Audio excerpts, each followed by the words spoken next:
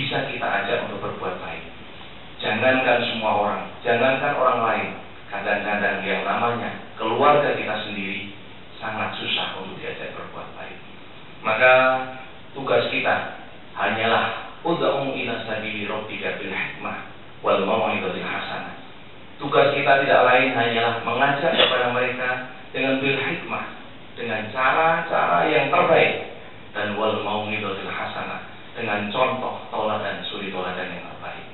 Sehingga Sehingga kalau kita sudah berbuat baik, sudah memberikan contoh yang terbaik, maka gugurlah kewajiban kita sebagai seorang manusia di hadapan Allah kepada sesama manusia. Sehingga demikian, kalau kita laksanakan perintah Allah ini dengan baik, maka kita tidak akan pernah menyesal. Ada kita kelompok yang beriman, ada yang tidak beriman. Ada orang yang berbuat fasik, ada yang bertakwa. Tugas kita hanya mengajak bagi yang bertakwa untuk selalu menjaga ittaqullaha haqqa tuqatih. Tetap dalam takwa dan selalu meningkatkan ketakwaannya. Karena bagaimanapun namanya takwa, kadang naik, kadang turun, kadang tambah, kadang berkurang. Nah, tugas kita hanyalah menjaga bagaimana kita harus selalu beristiqamah, selalu bertetapan hati. Dan tugas kita kepada yang belum beristiqamah, bertakwa, mengingatkan kepada mereka, tentunya dengan rambu-rambu, dengan cara-cara yang terbaik. Karena bagaimanapun yang dituntut oleh Allah bukan hasil bahwa orang yang kita ajak harus berbuat baik, tapi bagaimana proses itu berjalan dengan baik. Bagaimana cara kita mengajak bil hikmah dengan lisan yang terbaik, dengan contoh yang terbaik. Inilah yang dituntut Allah kepada kita semua. Selanjutnya, tentunya kita menyadari ayat berikutnya 9, Allah menyampaikan qad aflaha man zakkaha, dan 10-nya disambung wa qad khaba man dassaha.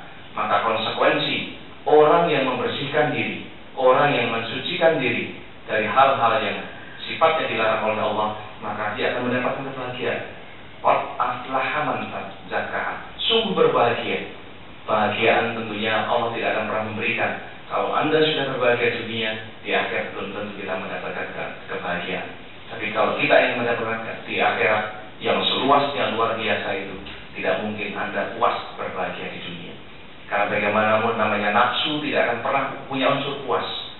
Kita ingin punya istri 1, 2, 3, 4, tidak akan pernah puas. Kita ingin punya harta 1, apapun tidak akan pernah puas. Maka kepuasan hanya akan pernah dicapai insya Allah di akhirat nanti. Karena apa? Allah menggambarkan yang namanya surga mengalir sungai khamar, sungai madu, sungai apapun yang tidak pernah terjangkau oleh pikiran kita, maka disitulah nafsu akan terpuaskan. Tapi selama di dunia tidak akan pernah yang namanya nafsu dipuaskan. Inilah balasan bagi orang yang qad aflaha man zakkaha, selalu membersihkan. Dengan cara apa membersihkannya? Allah mengajarkan bahwa amar ma'ruf nahi munkar harus selalu kita tegakkan, sehingga apapun yang kita kerjakan, apapun yang kita ucapkan selalu bersumber kepada Allah. Allah ridho atau tidak, Allah senang atau tidak, Allah suka atau tidak. Sehingga dengan demikian rambu-rambu ini akan mudah kita laksanakan. Dan tidak akan pernah sakit hati kalau ada orang kita ajak kok tidak mau.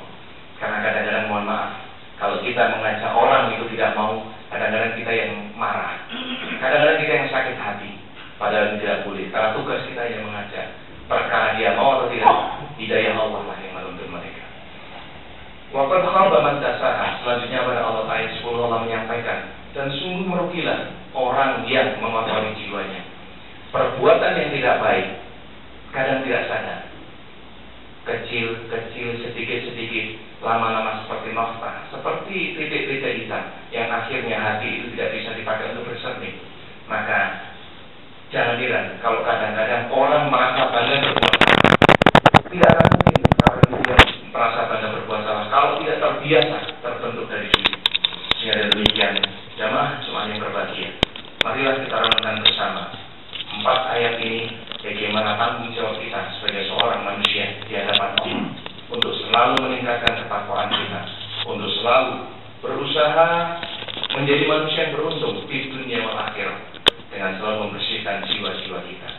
Dan selanjutnya tanggung jawab kita selaku orang tua untuk mengajarkan bahwa anak-anak kita mulai harus kita biasakan selalu membersihkan jiwa-jiwanya. Potensi anak akan kelihatan. Walaupun kita punya anak 5, tentunya 5 anak punya sifat berbeda.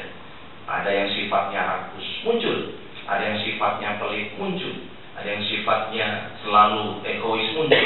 Maka tugas kita berusaha mengajari, ini nak yang bersih, ini nak yang kotor, ini yang boleh, ini yang tidak boleh. Karena tugas kita adalah qu anfusakum wa ahlikum nar. Tugasnya kita adalah memelihara diri kita dan anak cucu kita, keluarga kita dari api neraka, yaitu dengan selalu membersihkan jiwa-jiwa kita ini.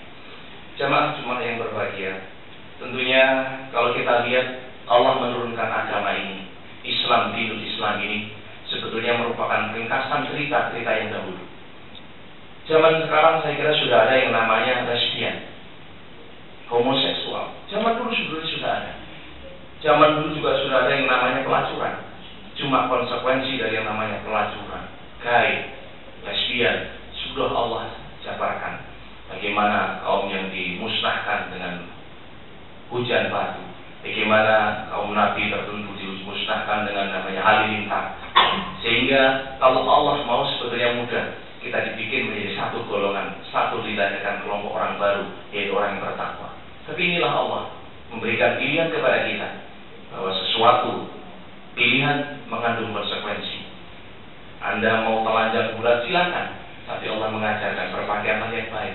Anda mau zina silakan, tapi Allah mengajarkan ini loh yang tentunya lebih baik. Anda berkeluarga, menyambung keturunan dan sebagainya. Karena Allah yang menciptakan kita, Allah yang tahu peraturan kita, yang terbaik untuk kita. Sehingga dinul Islam ini disampaikan kepada kita dengan perantara Nabi Muhammad SAW.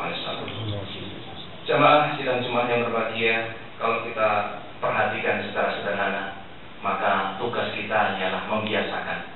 Kalau orang tua saya bilang dulu, bisa karena biasa. Sehingga marilah kita selalu membiasakan. Lidah ini itu selalu kita biasakan yang baik, badan itu selalu kita biasakan yang baik, sehingga amalan yang sedikit tapi teratur tentunya akan lebih baik. Semakin kita bergerak ke arah positif, semakin menjauh kita dari angka negatif. Inilah yang harus kita kerjakan. Sering mungkin berlisan, beramal dengan yang sifatnya positif untuk menjaga selalu agar ketakwaan kita kepada Allah selalu mendekat kepada Allah Subhanahu wa taala. Terus sekalian, inilah yang terus saya sampaikan. Sehingga dengan demikian, marilah kita berdoa semoga Allah memberikan kekuatan kepada kita dan selalu berusaha membersihkan jiwa-jiwa kita dan selalu berusaha untuk menjauhi dari kotoran-kotoran hati kita. Wa nafsi wa masawaha fa alhamaha fujuraha wa taqwaha qad aflaha man zakkaha wa qad khaba man dassaha wa qur rabbi ighfir wa anta khairur rahim.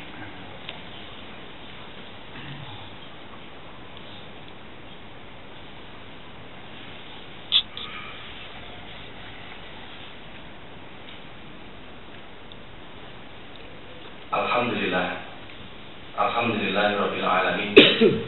Asyhadu an la ilaha illallah wa la syarika lahu wa asyhadu anna Muhammadan abduhu wa rasuluh. Allahumma shalli ala sayyidina Muhammad wa ala alihi wasallam. Ittaqullaha haqqa tuqatih wa la tamutunna illa wa antum muslimun. Jamaah sidang Jumat yang dirahmati Allah, pada khutbah yang kedua ini saya ajak kita merenungkan dalam kitab Nashihul Ibad, nasihat bagi hamba-hamba. Di situ malaikat Jibril berkomunikasi dengan Rasulullah Muhammad SAW. Ya Muhammad, ishma syi'ta fa innaka mayyitun, wahbib man syi'ta fa innaka musafirun, wa'mal ma syi'ta fa innaka majziyun. Ada 3 hal yang disampaikan Jibril kepada Rasulullah Muhammad. Yang pertama, ya Muhammad, ishma syi'ta fa innaka mayyitun. Hei Muhammad, silakan kamu ingin hidup selama-lamanya. Fa innaka mayyitun, tapi kamu pasti akan mati. Sehingga konsep agama dalam Islam, mati bukan berhentinya tugas kita, tapi mati merupakan awal pertanggungjawaban yang kita laksanakan di hadapan Allah Subhanahu wa taala. Yang kedua, wahbib man syi'ta. Cintailah apa yang kamu cintai. Kamu mencintai istrimu, kamu mencintai hartamu, kamu mencintai mobil rumahmu, silakan kamu cintai apapun yang kamu cintai. Fa innaka mufarriquhu, tapi pasti kamu akan berpisah dengannya. Kadang kita tidak menyadari, kita kerja, kita berusaha untuk menyenangkan orang lain, untuk menyenangkan keluarga, tapi belum tentu Allah ridho, senang atau tidak dengan apa yang kita lakukan. Padahal kita pasti berpisah dengan apa yang kita usahakan, dan kita akan pasti bertemu selama-lamanya dengan apa yang kita cintai, yaitu Allah SWT. Sehingga konsep wahbib man syi'ta, cintailah apapun yang kita kerjakan, atau cintailah siapapun juga. Maka hakikatnya kita harus merenungkan bahwa dengan perpisahan tentunya tidak perlu kita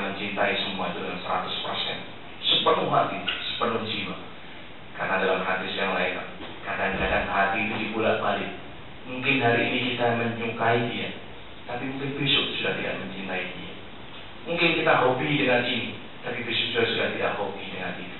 Jadi inilah yang harus kita kerjakan. Wa'mal masyi'tan fa innaka majziyun bih. Silahkan kamu berbuat apa yang kamu sukai, tapi pasti majziyun bih, kamu akan dimintai pertanggungjawabannya. Sehingga demikian, apa yang kita lihat dalam surat Asy-Syams tadi dan apa yang terdapat dalam Masail Ibad ini sebenarnya nyambung, bahwa ternyata apa yang kita ucapkan, apa yang kita kerjakan, insya Allah selalu dimintai oleh pertanggungjawabannya. Sehingga dengan demikian, marilah kita berusaha bersama-sama setiap Jumat selalu diingatkan untuk selalu meningkatkan ketakwaan kita kepada Allah. Marilah kita selalu meningkat dan meningkat. Karena di antara Jumat yang satu dengan yang lain, kadang-kadang kita menurun. Semangat lagi untuk selalu mendekat kepada Allah SWT. Marilah kita duduk dengan berdoa bersama-sama. A'udzubillahi minasyaitonirrajim. Bismillahirrahmanirrahim. Alhamdulillahirabbil alamin. Wassalatu wassalamu ala sayyidina Muhammad wa ala alihi wasallam. Allahumma ighfir lil muslimina wal muslimat. Amin. Wal mu'minina wal mu'minat. Amin. Al ahya'i minhum wal amwat.